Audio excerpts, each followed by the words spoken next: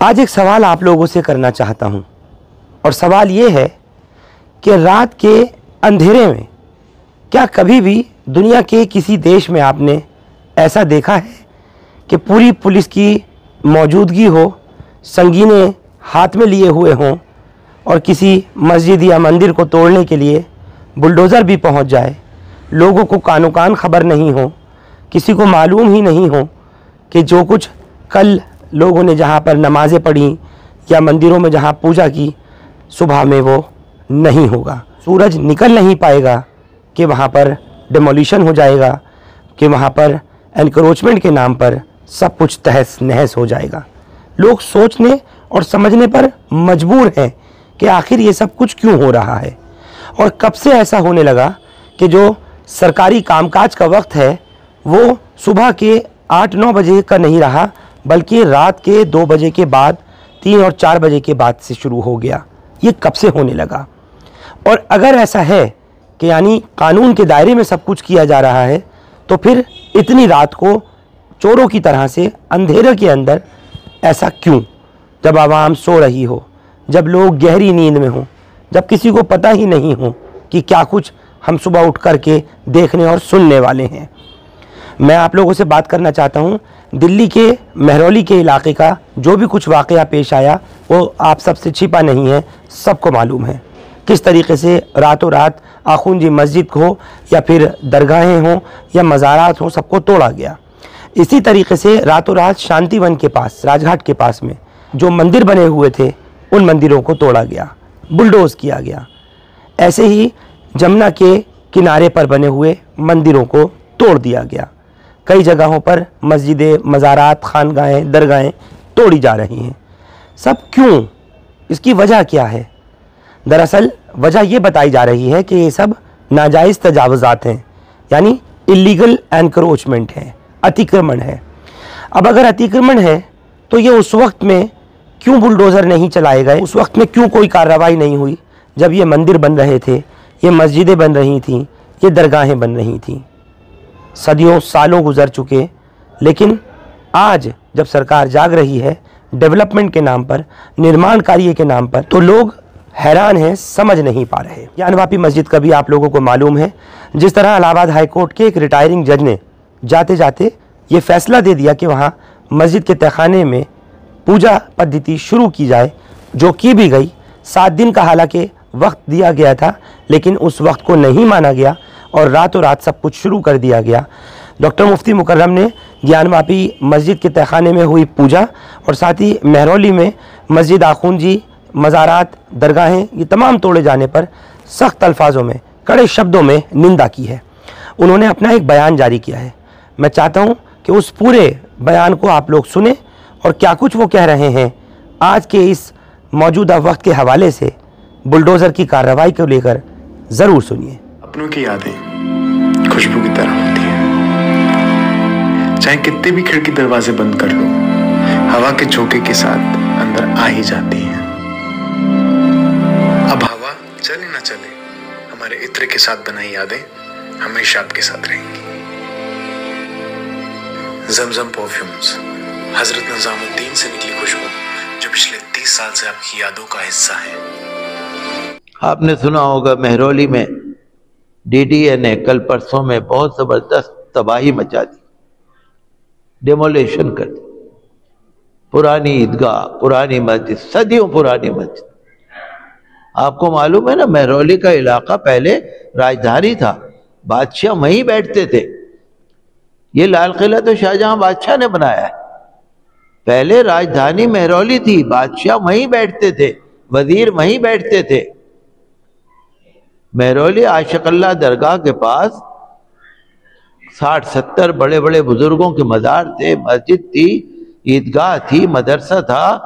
صبح 4 بجے لے جا کے لوگوں نے بلڈوزر لگا کے جو وہاں ڈیمولیشن کیا ہے، قرآن شریف نہیں نکالنے دیے، مذہبی کتابیں نہیں نکالنے دی، قرآن شریف بھی اسی ملبے کے اندر بے ادبی کے ساتھ ملبے میں چلے گئے۔ بھئی آپ کو میں نے پہلے بھی آپ سے کہا تھا، آپ کو ڈیمولیشن کرنا ہے، آپ دن میں کرو نا. اگر عدالت نے آپ سے کہا ہے عدالت کے حکم سے، عدالت نے نہیں کہا، عدالت میں تو کیس چل رہا ہے ابھی، عدالت نے نہیں کہا. کس نے کہا یہ تو میں نہیں کہہ سکتا. بڑا دکھ ہوتا ہے ان چیزوں سے. بھائی آپ سرکار ہے، آپ کی مالک ہو، پہلا مالک تو اللہ ہے، لیکن دنیا میں تو یہی کہا جائے گا آپ مالک ہو. بھائی آپ دن دہاڑے لے جا کے، آپ اگر جائز بات ہے تو رات کے 4 بجے جا کے آپ نے وہاں کے امام صاحب کو پکڑ کے لے گئے، وہاں کے جو بیٹھے ہوئے تھے بچے ان کو لے گئے، سو رہے تھے، کتابوں کی، قرآن شریف کی بے حرمتی کر دی. تو ہم تو یہی کہتے ہیں کہ ہمارا بھارت کے مسلمانوں کا جو آئینی حق ہے، کانسٹیٹیوشنل رائٹ،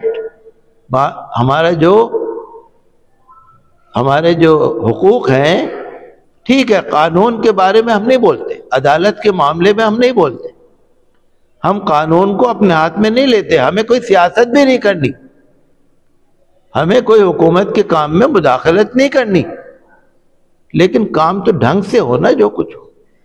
مسجد نے کیا بگاڑا؟ صدیوں پرانی مسجد.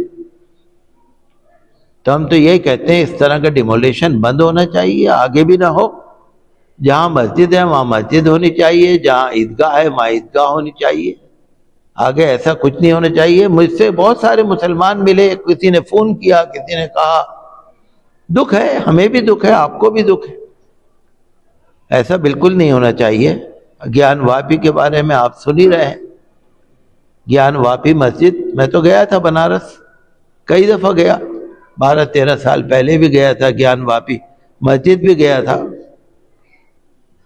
شاید 10-11 بجے کا وقت تھا، کچھ وہیں کے لوگ تھے. تو میں نے تو دیکھا ہے کہ کس طرح کی مسجد ہے، صدیوں پرانی مسجد ہے وہ بھی. اور ایک بات کو آپ یاد رکھیے، لکھ لیجئے، کہیں پر اتہاس میں کہیں ثبوت نہیں ہے کہ کسی بادشاہ نے مندر کو گرا کے مسجد بنائی ہو، کہیں نہیں ہے. اب یہ سروے کے نام پہ کچھ کا کچھ آپ لیک کر دو، سروے میں لکھ دیا، عیسائی والوں کو پتہ لگا جی 1000 سال پہلے یہاں مندر تھا. کہاں سے پتہ لگ گیا؟ کہاں سے پتہ لگ گیا؟ پتہ نہیں کیا ان کو کوئی شیطان آ کے کان میں کہہ جاتا ہے، کیا صورت ہے وہ تو مجھے پتہ نہیں. تو گیان واپی مسجد، میں آج اخبار میں پڑھ رہا تھا کہ جہاں بورڈ لگا ہوا ہے گیان واپی مسجد، وہاں پر جو شرارتی لوگ ہیں انہوں نے مسجد کے اوپر کاغذ چپکا کے اس پہ مندر لکھ دیا. بھئی ٹھیک ہے، عدالت، بہرحال ہم تو عدالت سے بھی یہ کہیں گے کہ بھئی آستھا اور عقیدت الگ چیز ہے، ثبوت ہونا چاہیے نا. بہرحال ہم تو بڑا افسوس ہوتا ہے اس بارے میں کہ ہم تو یہی چاہتے ہیں کہ جو بات ہو 1991 کا جو ورشپ پلیسز ایکٹ ہے اس کے مطابق عمل ہو.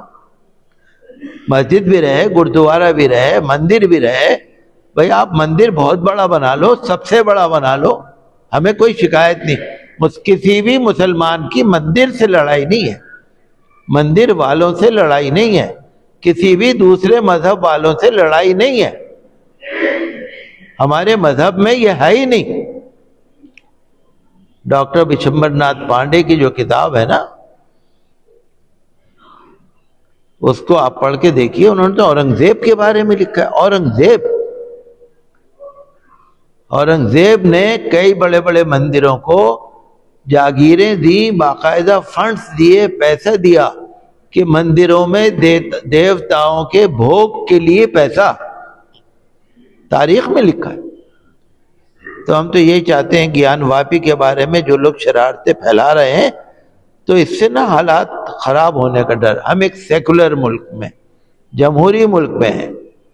عدالت کو اب دیکھیے، جاتے جاتے اس نے، کورٹ نے جاتے جاتے جج نے اپنی ڈیوٹی کے آخری دن فیصلہ سنا دیا کہ گیان واپی میں مسجد کے پاس جو ویاس تھانہ ہے، ویاس تہ خانہ ہے، تہ خانہ، اس کے اندر پوجا کر سکتے. پوجا بند تھی، اوپر مسجد، نیچے تہ خانہ، اوپر نماز، نیچے پوجا.